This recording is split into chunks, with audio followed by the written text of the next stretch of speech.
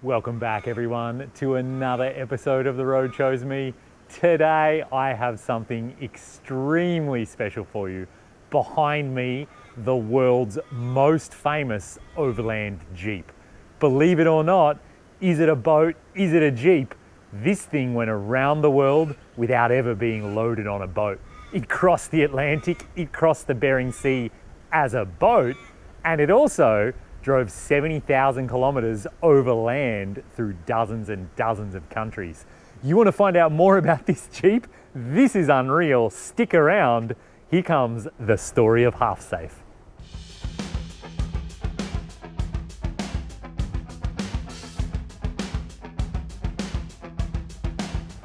So this one, guys, is going to take a little bit of explaining.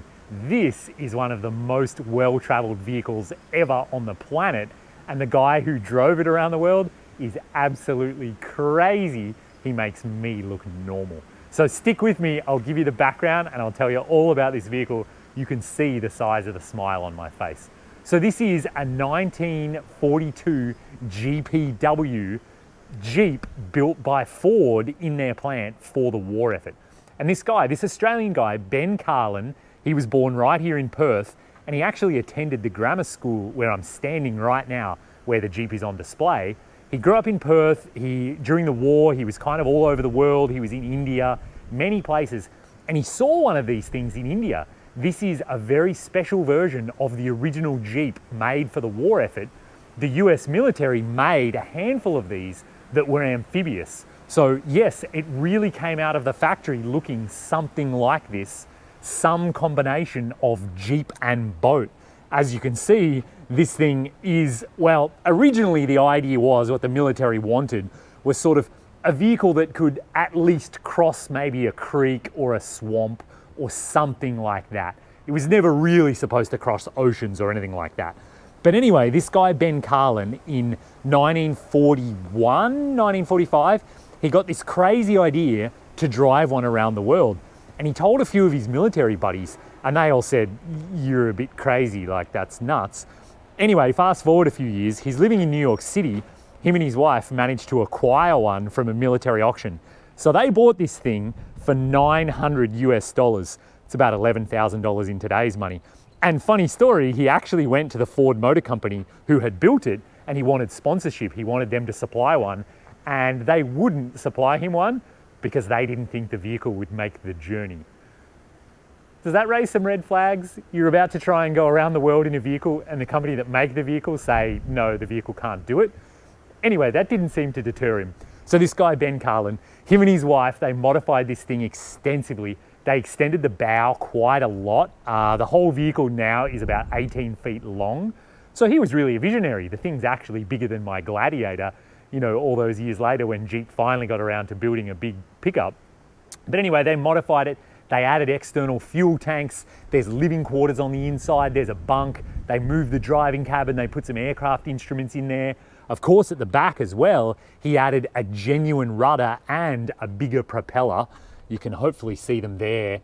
A little bit hard to see through this glass display case.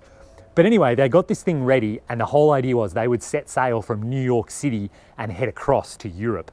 And the crazy thing is, they had 4 or 5 false starts when they were trying to do that.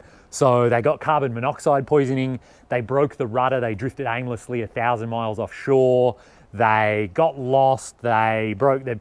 So many false starts over years and years. But what I love about Ben Carlin and the whole story is that he did not give up. He was determined to make it work. And so eventually, I want to say in 1949, him and his wife set sail from New York City. They left down the Hudson River, and it took them 30-something days to sail across the North Atlantic, and they landed over right near Portugal. Massive achievement. Life did a whole story on them. So then, it just goes on and on. This story is insane. They end up going all the way to Morocco, and then that was when Morocco was controlled by Spain and there was kind of some war going on. And so they go up the coast of Morocco. And it's really cool because when I hear that part of the story, I start thinking about my trip and, you know, my Jeep in Morocco. But of course, if you're trying to get from Morocco to Europe, you don't have to catch a ferry like I did, because you're not just driving a Jeep, you're driving a boat, right? So they, of course, just drove it straight into the Mediterranean, and they just sailed across from Morocco to Portugal across the Strait of Gibraltar, because what else are you going to do when you're driving a boat Jeep around the world? So then they kind of get sidetracked for a long time. They stay in Europe, and Ben kind of tries to earn money, and he's trying to fundraise. And I guess Ben turns out to be like a pretty crazy random guy. And he kind of ends up like inviting himself into high society, and they get on all these adventures and sidetracked for a few years, but he gets back on track, and him and his wife, they load back up in Half Safe, and they drive Half Safe all the way across Europe, all the way through the Middle East, through Syria, through Iran, all of that. And they end up in India, in Calcutta. And then from Calcutta, they take another diversion. They actually loaded Half Safe on a steamship. They sailed it, or they took the steamship to Australia. They drove it around Australia a bit. They were here in Perth. They had to raise some money. Then they steamshipped it back to Calcutta and then resumed the trip. So in a sense, they didn't really cheat because they took it back to where they started from.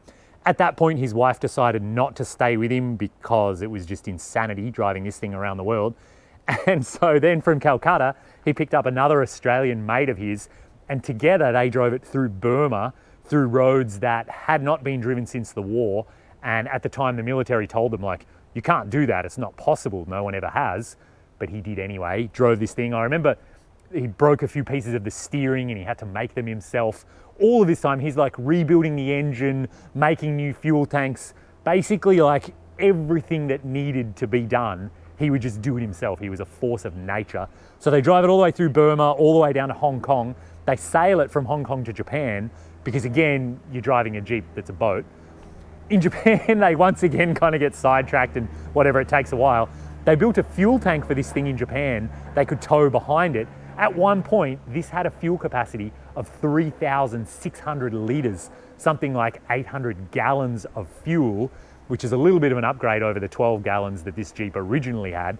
And they sail it across the Bering Sea from northern Japan to Alaska. Yes, they really did, in this thing.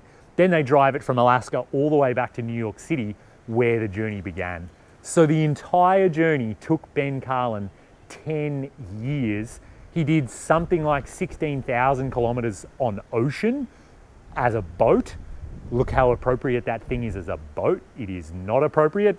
And then they did something like 70,000 kilometers driving overland. And again, look how appropriate this thing is to drive overland. It is not appropriate. It is literally a 15-foot boat with the visibility of 0. At one point in Morocco, it was over 77 degrees Celsius in the driving cabin, so they just couldn't drive during the day. It was too hot.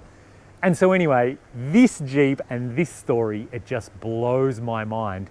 And it's really crazy. There is a book about the travel. So Ben Carlin wrote a book about kind of his perspective, but his book actually ends before the journey is over. And so then there's another book, and I'll put a link down in the description, from a guy who basically compiled all of Ben's journals, all of the Aussie guy who traveled with him, all of his wife, all the notes, all the information, and it's sort of more documentary style about the trip. And that book I read maybe 10 or 15 years ago, and absolutely mind-blowing. Yeah, so I'll put links in the description to all the books if you want to read more about the story of Half Safe, the story of Ben Carlin. But one of the crazy things that blows me away is I'm at this grammar school. This is the school that Ben attended when he was a young kid, and he basically donated the Jeep to them before he died, and then they've had it on display here ever since. And we had to sign in here just 10 minutes ago, and the person at the front desk said, oh, actually, no one's ever come to visit it in the time I've been working here. So on one hand, like, it's such an epic achievement and such an iconic vehicle. Like, you know, this would be at home in any of the great museums in the world, but instead it's kind of sitting here on blocks out the back of an old grammar school, you know, in the suburbs of Perth. So like a little bit of a sad end to what is such an epic journey and such an epic Jeep. And crazy story too, Ben Carlin was born in 1912, which is actually the same year my grandfather was born, and he died in 1981. So he actually died the year before I was even born. The guy who was so passionate and so driven to drive this thing around the world for 10 years. What an unbelievable achievement. So I'll give you a bit of a walk around now. I'll try and poke the GoPro up over the glass so we can kind of get away from some of the reflections. But you can really see at the front here where they added about 3.5 feet on the front. You can sort of see about there, this is all almost just tacked on afterthought, all of this. And there was a fuel tank up there in the front. They've got obviously some auxiliary lighting. I'm gonna say those aren't LEDs. I'm not an expert though, who would know? From here, from where I'm standing, I would say the steering wheel is about 8 or 9 feet away from me. It is seriously long, this vehicle. Coming down the side, I mean, it doesn't much resemble a Jeep, but I guess it is under there. This is all just wooden, all this stuff up on top. Those windows, I don't even know if they're glass or if they're kind of perspex. On the side, it's got a bit of a sort of a sticker. It says, "Half safe, the only amphibious Jeep to circumnavigate the world by land and sea." Down below, I see leaf springs. I see 16-inch rims. The one on the back says 6.5. I don't actually know exactly what size they are. It doesn't have locking hubs. I'm gonna say it has a good old standard Jeep transfer case. I don't actually know. The tires look to be about 4 inches wide. On the side, there's a sign. I mean, there's all kinds of, some of that looks like Amharic to me from Ethiopia, but I'm guessing it's not. He didn't take this to Ethiopia. Up on top, you can see there's a huge big exhaust pipe sticking out.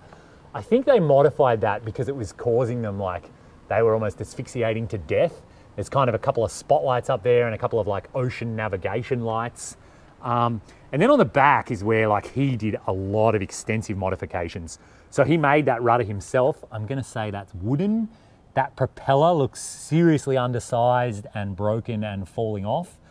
I think too, there was a lot of trouble with the propeller shaft leaking there where it goes into the cabin, and so it took on a lot of water. You can see the leaf springs at the back. They have a lot of packs in those leafs, but it's still all only like original Jeep CJ sizing, so it's woefully undersized. Also too, I read it weighs 3 tons. Ironically, it weighs exactly the same as my Gladiator, but I'm sure the suspension was designed for about 1/3 of that because he just overloaded it so much with gear and fuel and food and all of that. On the back, you can see the exhaust pipe there's broken off, I guess. It's just been thrown on the back. There's kind of a complicated steering rod there that would control the rudder. 1 spare tire, it looks like. Some afterthought lights on the back. There is a sticker there from some yacht club. Looks kind of Moroccan to me, maybe, but it's very faded. Automobile Association of Japan. It's got a badge on it. I think there's a fuel tank here at the back that was all modified by Ben, kind of made by Ben.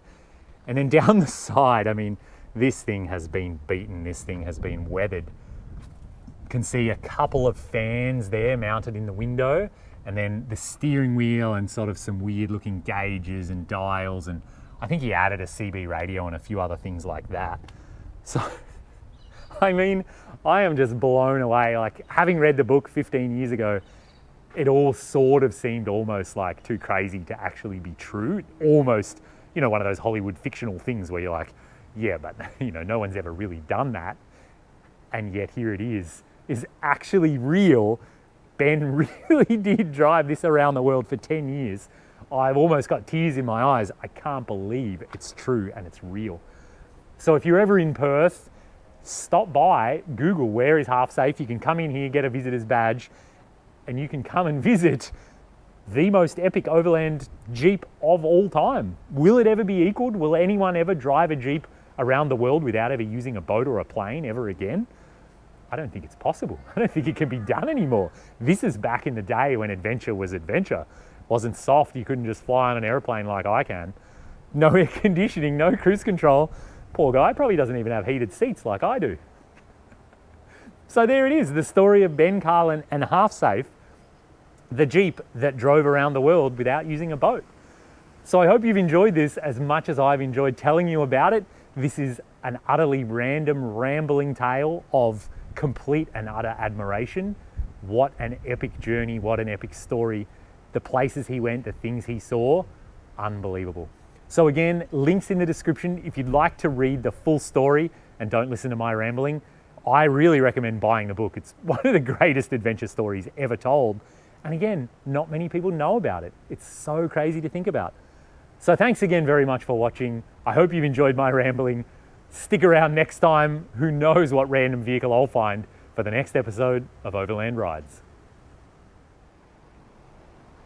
As we leave Half Safe too, I should just say it's on display here at the Guildford Grammar School, which is kind of east of Perth out in the suburbs. This is where Ben Carlin went to school, and the school actually bought Half Safe, transported it back to Australia, and have had it on display ever since. And you can see I've got my visitor's badge, reason for visit, Half Safe. Should have probably written Jeep Fanatic, anyway. So thanks to the Guildford Grammar School for looking after Half Safe and letting us visit today. This has been one of those pinch yourself moments. I can't believe I actually got to see that thing in real life.